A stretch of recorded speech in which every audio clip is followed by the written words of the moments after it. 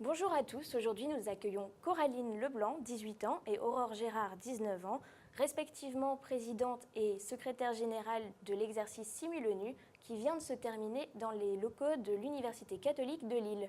Bonjour. Bonjour.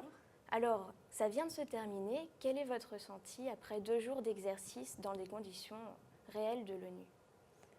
Personnellement, je suis assez contente vu qu'on a abouti à une négociation qui a satisfait tout le monde. Donc, je suis satisfaite. C'est le sentiment aussi que je partage avec Coraline. C'était quand même un peu éreintant dans le sens où c'était quand même un exercice long. Il y avait 200 personnes, mais on est toutes les deux satisfaites du résultat.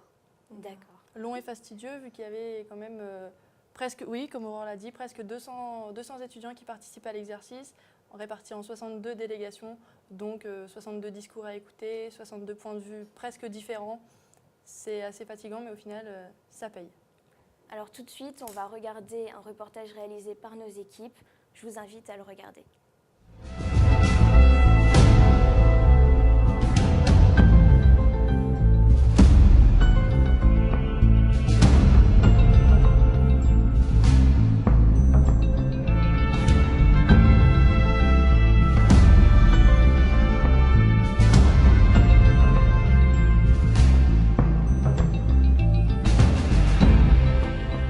Nous simulons le fonctionnement de l'Assemblée générale des Nations unies et donc les étudiants sont répartis en délégations qui viennent représenter les intérêts d'un État sur le thème de la négociation. Les intervenants sont les étudiants qui vont représenter les intérêts de leur État. Donc la première partie des séances va être consacrée à des discours. Chaque délégation d'étudiants, une délégation c'est 3 étudiants, chaque délégation fait un discours sur les besoins, sur les apports du pays par rapport au thème de la négociation. Donc c'est un vrai jeu de rôle, oui. C'est un jeu sérieux où les étudiants, petit à petit, on a 4 séances, 4 demi-journées de préparation, on les forme au fonctionnement de l'ONU, c'était la première séance. La deuxième séance, on les forme par une série de conférences au thème de la négociation, donc cette année sur les changements climatiques.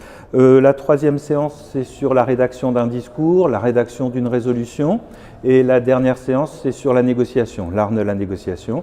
Et après, ce matin, on a une dernière conférence par Benoît Bourrel sur la 3e révolution industrielle. Et cet après-midi à 14h, il commence. Alors, ça concerne tous les étudiants de première année.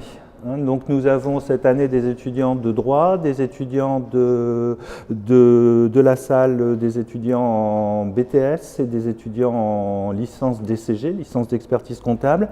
On a des étudiants de Sciences Éco, on a des étudiants de l'ISEA, on a des étudiants d'ESPOL et on commence à avoir des étudiants de Lille 2 et de Lille 1. Là, ce matin, je pense qu'ils ont un costume, une cravate, ils sont dans la peau d'un diplomate et donc je crois qu'ils sont plus impliqués dans l'esprit de l'ONU. Et puis mercredi soir, demain soir, ils auront vécu une véritable expérience de diplomate et à mon avis, ils auront une meilleure connaissance de l'ONU. Je suis chargée en fait de faire la promotion des Nations Unies, des valeurs que nous défendons, des décisions que nous prenons, des enjeux. Auprès des Français, c'est-à-dire le grand public, les universitaires, les décideurs, les étudiants, les journalistes, etc. J'ai confiance dans les organisateurs pour faire quelque chose qui soit au plus proche du système de négociation. C'est jamais facile. Ce que je trouverais très intéressant, c'est que ce soit que les étudiants arrivent à un accord là où les grands n'arrivent pas. Moi, j'aimerais effectivement qu'il y ait cet échange, c'est-à-dire que nous aussi, on apprenne des universités, de ce que pensent les jeunes en fait de tout ça. Et c'est pour ça qu'on fait la promotion par la suite des résolutions qui ont été prises, des décisions, du processus, en essayant de faire remonter ça effectivement à New York pour qu'on se nourrisse aussi de toutes ces discussions-là. Alors, donc nous sommes le Pérou et donc pour ces négociations, nous essayons de créer en fait un groupe qui s'appelle le G10 et on essaye de se placer en tant que pays pilote parce que nous avons réussi à réussir les objectifs du millénaire, plusieurs objectifs. Avant le millénaire, c'est de 2015. 2015. Et en fait, ce qu'il faut dire aussi, c'est que le Pérou est un pays très pauvre, mais qui néanmoins est dynamique et essaye de mettre en valeur sa population et de moderniser en fait son agriculture. Donc tout l'enjeu pour le Pérou, qui est un petit pays, c'est d'imposer son point de vue, de tenir au courant les autres pays et par le G10 d'Amérique du Sud, créer des enjeux communs qui nous permettent à terme d'avoir des résolutions communes avec les autres pays du monde. Je pense qu'il y a tout un côté gérer les choses. Par exemple, entre délégations, on a des petits papiers avec lesquels on doit parler. Et par exemple, on est tous les 3 représentants de 3 pôles du Pérou, en fait. Et on doit gérer tous les 3 plusieurs pays dans une seule coalition. Donc c'est difficile, il faut parler le Chili, il faut lui rappeler les thèmes, les débats. Il nous demande sur quoi on va débattre. Et on ne peut pas s'avancer à parler à la place du Brésil, qui est par exemple beaucoup plus grand que le Pérou. Et après, je pense que nous, au niveau qualité orale, expression orale, je pense que c'est plus intéressant. Ça nous permet d'être clair dans ce qu'on dit, de faire le discours. Ça a été très important parce qu'il faut le rédiger, il faut être poignant, mais sans tomber non plus trop dans le côté dramatique. Et voilà, parce qu'au final, on essaie de donner le maximum pour représenter le Pérou. Et ça nous permet d'être sensibles à la cause internationale et particulièrement au Pérou et à l'Amérique du Sud, je pense. Ouais. Être citoyen du monde, je pense que c'est grâce au Simulonu qu'on peut vraiment le ressentir. On fait du droit et donc nous deux, nous avons déjà participé l'année dernière au Simulonu et ça nous avait vraiment plu. Et c'est vraiment très très enrichissant au niveau personnel. Et voilà, exactement. Ouais, ça permet d'obtenir de la confiance en soi et puis d'apprendre sur soi-même, de la culture des autres pays et pardon ? Et sur le CV, oui, bien sûr, mais bon, on le fait pour l'expérience personnelle, c'est pour nous qu'on le fait. Les enjeux du changement climatique vont bien au-delà de l'environnement. Il ne s'agit plus de sauver la planète. Demain, la planète, quand nous, on ne pourra plus y vivre, elle continuera à être là. Elle pansera ses plaies, elle continuera à survivre, mais nous, on ne sera plus là. Ce n'est pas la Terre qu'on essaye de sauver, c'est les humains. Donc l'enjeu est encore plus important. Le changement climatique, ce n'est pas seulement le refroidissement de la planète. C'est le manque d'eau, c'est les incendies, c'est les tsunamis, c'est les typhons. C'est des millions de gens qui déjà aujourd'hui en ressentent les effets. Et ça ne va pas aller en s'améliorant si on ne prend pas des décisions extrêmement rapidement.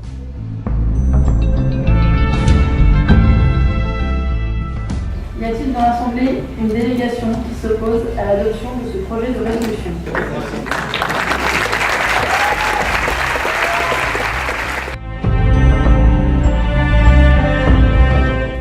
Alors on vient de voir le reportage avec la résolution. Qu'est-ce que vous pensez de cette résolution justement adoptée et du sujet choisi cette année ?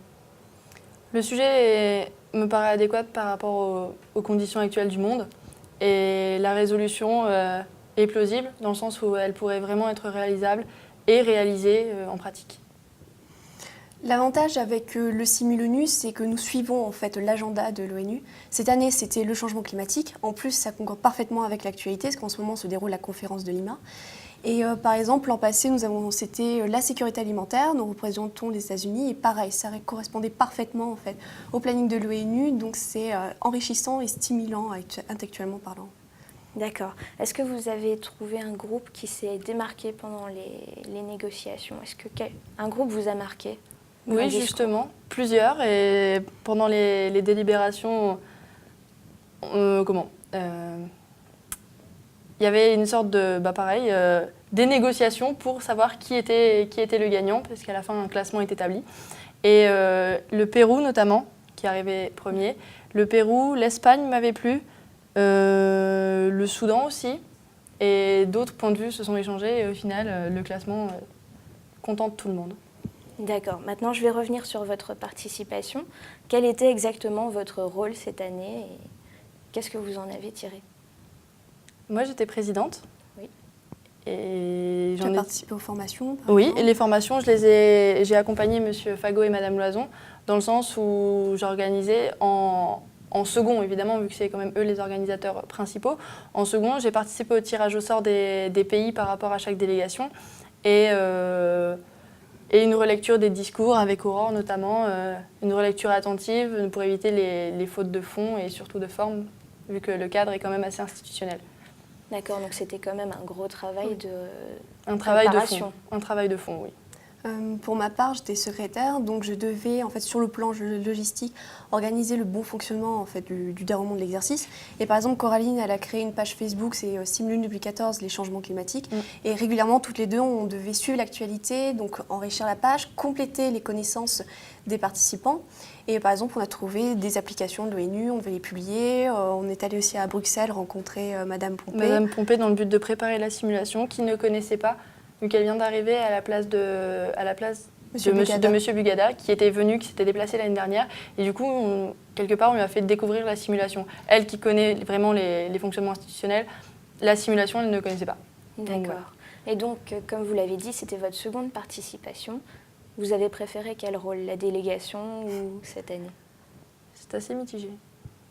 Ce qui était plaisant l'an passé, c'est on était passionnés par notre sujet et donc les négociations pouvaient aller un peu loin, certains ont perdu leur sang-froid.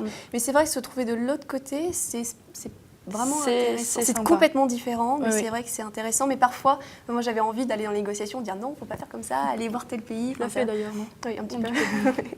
Non, mais même les négociations étaient vraiment fortes, notamment par rapport à la position du pays qu'on représentait. Les États-Unis, du point de vue de la sécurité alimentaire, c'est quand même le cadeau empoisonné à défendre, mais la clé de la situation en fait. Donc si les États-Unis ne sont pas là, tous les pays le font, mais il manque quand même quelque chose. Au final, tout le monde nous regardait. Est-ce que quelqu'un s'oppose à l'adoption de cette résolution? Et là, toutes les têtes se sont retournées.